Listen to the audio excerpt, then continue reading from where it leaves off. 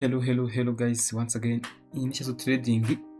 Mwaramutse neza mwese. Uyu munsi reka turebe analysis kuri gold, tuzirebere hamwe. Yesterday we tried to catch some trade. Twazifatiye hehe? Batanga nagagarutse gukora retest kubera iki? High momentum. Intiri yari yo nibiki ariko nagagarutse gukora iki retest. In this zone. So today tugiye kugerageza kureba uburyo twakashinga iki samuti. Rero nambere tamaga twibaza ubundi gold ejo byagenze bite. Ejo nuza kureba neza iyi structure yabaye. Structure yabaye ni bullish kubera iki? Ya breakinze iki? Recent low y'iki y'umunsi yari yarabaye kuko yananiwe ku breaking iki low y'umunsi wari warabaye. Bivuze ngo umunsi wabaye kandi yabashije ku breakinga hejuru igera kuri zone ya kangahe 415. Ibyo byindicatinga buying momentum. Gusa so far iri kugerageza kugira iki garuka muri sell zone isitinze ahangaha i breaking iki iyi London high y'ejo. So mbere yuko dufata buy ubundi twagendera ku cyo dufata buy. Nuza kureba neza kugira ngo umuntu afate buy, urabona ko ahangaha yaraje nyuma yuko ipushinze high ikagera ku 2115 yarongeye ikora retracement igaruka muri iki mu kazone gasitinze ahangaha ariko kaki ariyo nuza resistance yari yabaye broken isitinze ahangaha. Nyuma yo kuhagera ikomeza ikora recover yari byo turi kubona uyu munsi ishaka kugira iki ku breakinga iyi zone hano hejuru cyangwa se kugera muri iyi zone y'ahanga ya sell zone. Rero nambere turama tujye mu gihe gitoya cyane nko mu minota 15 cyangwa iki mu minota 15 kugira ngo dushakiremo iki buy zone. Ubwanjye strategy imeze nk'iyi ngiyi umuntu yagategetinze iki bashya akaba yategetinga. So nureba neza umuntu uza turamanza twibaza ubundi ni ukubera icyanga hari sell zone hano hejuru kubera cyari sell zone. Ndifashisha ama order block kugira ngo tubibone neza kuko nshaka kurangiza vuba kugira ngo tubone kanga hari sell zone. Nuko ahangaha hari the highest price candlestick yakoze ahangaha mbere yuko igira iki i breaking low y'ahangaha y'ibihumbi 443 kuri candlestick y'iminota 15. Mbere yuko ya breaking yamanje pushinga high, noneho isoko riza ku breaking iki ya low yari sitinze ahangaha. Niyo mpamvu muri minota 15 turaba marking as iki as OB nawe tuyikoresha muri strategy yacu but turaza kuyifashisha kugira ngo bize kutworohera tumarking iki sell zone ahantu isoko rishaka kuza gukubita mbere yuko rikomeza kugira iki guseringa.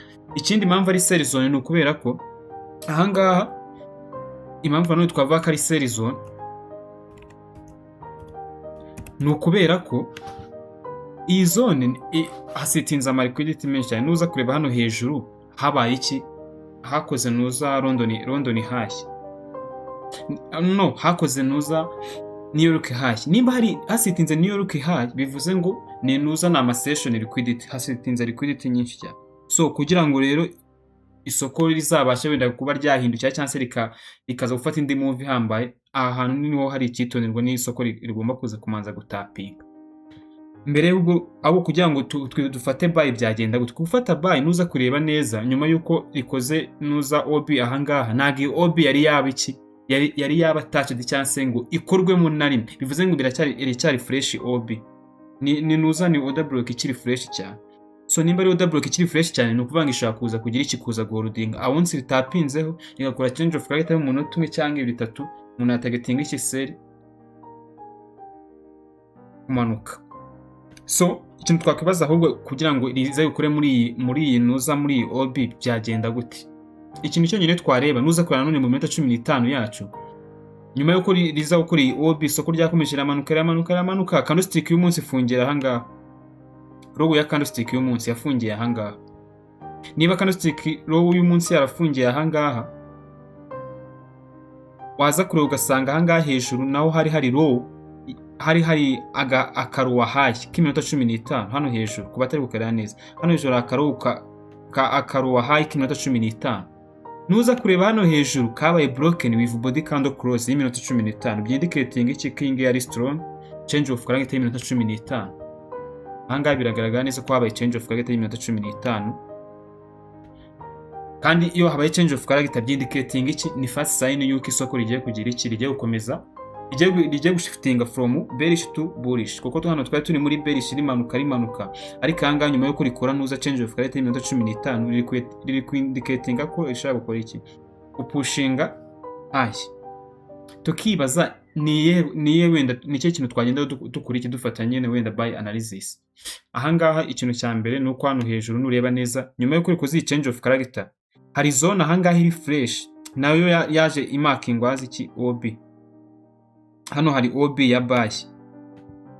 Iyi sell zone tugomba kuyigira umutuku kubera ko ama resistance yanjye nyagira umutuku.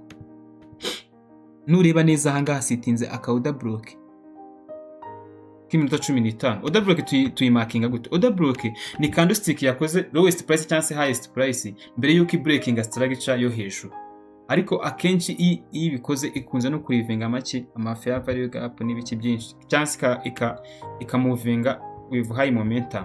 No kuvuga ngo nimbi candlestick y'iminota 15 yaraje gakora lowest price igapushinga igiciro hasi, noneho hano hejuru ikaza ku breakinga cya giciro cyari kigezweho hejuru imarkinga as order block.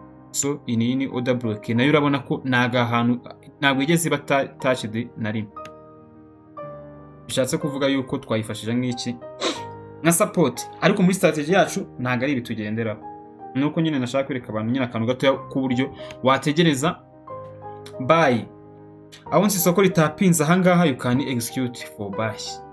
Litapinze muri order block you can go for long. Targeting iki sell zone. Order block zijya zifailing, so ufite responsibilities zo kumenya iki ndashyira buy limit awonsi litacinze muri ze gusubirayo cyangwa se ndategereza change of character yo mu munota umwe. Ni wowe ufite responsibilities zawe, so wihitiramo ibyo ushaka. Iyi ngiyi ni iki? Ni buy zone. Buy zone. Buy zone. So tutawestinze umwanya wacu katujye kuri strategy yacu. Ahanga iyi nuza ni smart money concept.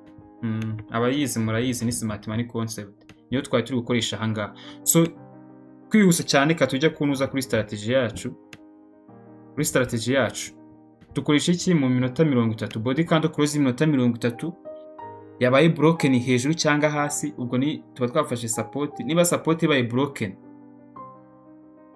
with body candle close minota 30 ikayi breaking umubiri wa candlestick uka breaking icyo wenda support ahangaha.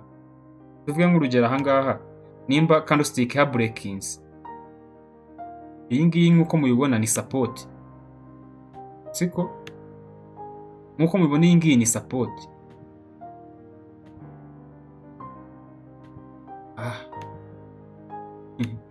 Nuzi icyatsi nkuko mubibona ahangaha ni support. Awonsi body candle close iyi ngiyi y'umutuku nyine ya sell iha breakings with body candle close iha breakings n'umubiri wayo wose.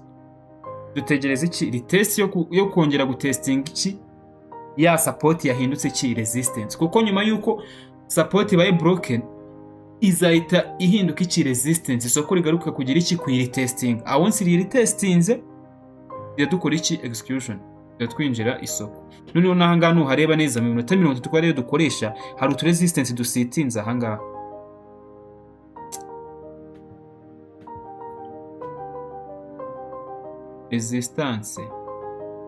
Resistance ni iki? Nahani isoko rya pushinze igiciro hejuru ikaba ari kunanirwa kuha breaking ikasiga iki ama candlestick rejection, ama candlestick aka rejecting. Nureba neza hejuru naho hagize iki candlestick rejection. Iyi nayo ni iki? Ni resistance. So icyo twakwitega rero awonsi isoko ri breaking utu zone twakora iki? Twakwiye expectinga kugira iki gufata trade.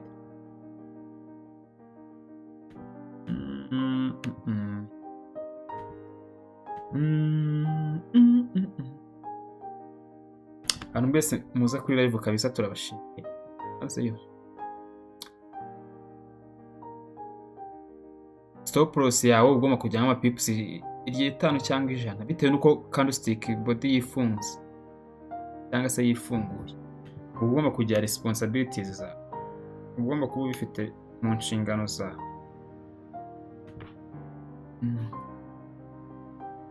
Ugomba kuba ubifite mu nshingano.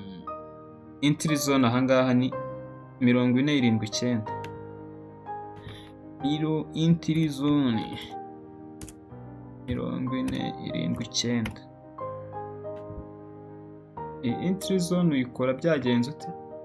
Igihe body candle close yafungiye hehe? Above. Tegurwa gukora iki retest kuri entry zone, then you execute your trade. Stop loss 46.9. 40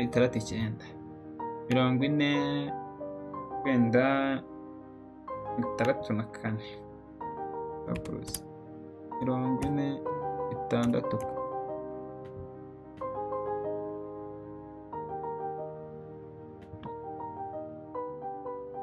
Yeah, you can see. Nahanga nubwo twashyize ngo hari buy zone muri nuza 30 minutes.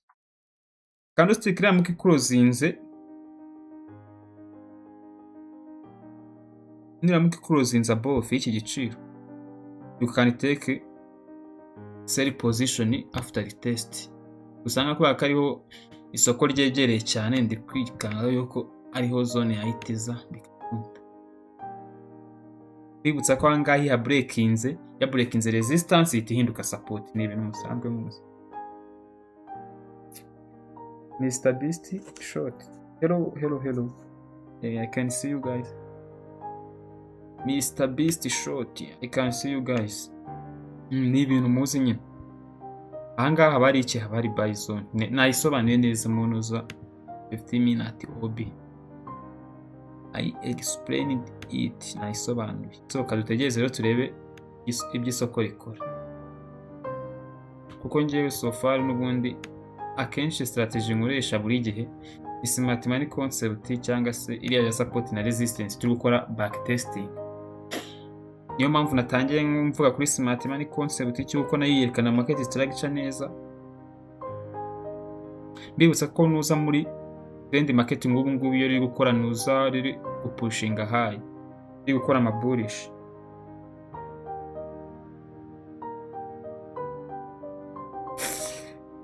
Guys, you want me to speak English? Hey, no problem, guys. Our live stream, even if our live stream is in Kinyarwanda, we will try to use English because some people are claiming that I am using only Kinyarwanda. So, guys, hey, I may start using English somehow. So, guys, the trading platform I'm using right now as the Nimanta FX claimed. Talk about it. The platform I'm using the trading view as you see, but during execution I use the Meta 5. Recently I have tried to use the Meta 4, but right now I'm using Meta 5 plus trading view. Only that, nothing else. The broker I'm using, in the description I have already summarized the broker I use. I use XM or HFM. 2 brokers only. Yeah. But there are many brokers, but for me I have chosen to use XM and HFM. Let me summarize my concept so far before I close the session. How I marked my zone. For us, during the live stream, as the title is saying, we are backtesting support and resistance. On support and resistance, how we mark our zone? By marking our zone, I only mark the zone with the week of candlestick. If you are seeing well or you are watching well clearly, the zone you have marked here is resistance. I only marked the candlestick wick for 30 minutes. Why? We use 30 minute time frame because 30 minutes shows strong confirmation than 15 minutes, 5 minutes, or 3 minutes.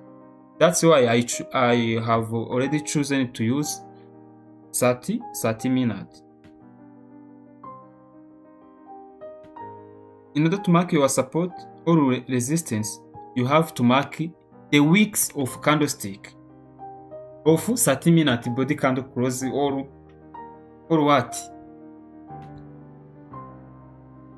After marking them, I wait for body candle close of 30 minute opposition. Suppose here I marked my zone as resistance. If this resistance become broken with body candle close of buy above this resistance, I have to wait for retest. After retest, I execute my trade or I take my position toward where? Toward the sell zone I marked here.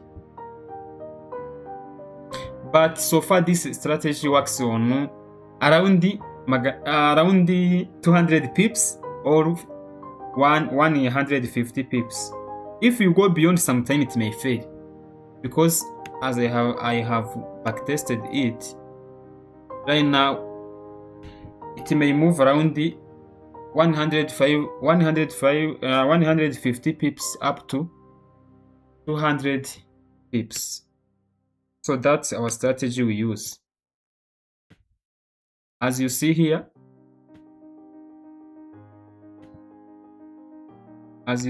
even how I marked my support, it is only the wicks I marked as the zone of support. I don't mark on the whole body of candlestick as a support or resistance, no. Only wicks for 30 minutes. Yeah, that's the strategy.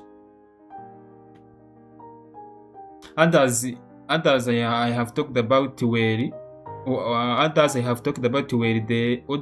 OB, where you can try to look for sales and buys. If you want to sell, you have to sell from this zone around 4,105 etc. Yeah, this is the sell zone. Why? Because this is the order block. As you observe clearly in 15 minutes, you can see that in 15 minutes, this candlestick has rejected due to the higher numbers of sellers. I want it to make rejection like this. You consider as the OB because if you see clearly, there is what we call here BOS. You can see it. This is what you call BOS. I want the body candle close below the recent low. This was a high, higher low, higher high, lower low, lower high, lower low, lower high, lower low, lower high, lower low. So this is one I marked as OB. In the future, I want the price taps in this OB. There should be some sellers that are waiting to sell with sell limit. Sell limit orders may be placed around this zone, this sell zone. Therefore, in this zone, you can't target, but you can't target for buying. You can target for buying once body candle close of 15 minutes close above this zone, above the price of 4,115. If 15 minute candlestick close above this zone, you may take buy position with the confirmation. So guys, that's my analysis. Thanks for being with us. We are going to close our session. Oh, we are trying back testing, guys.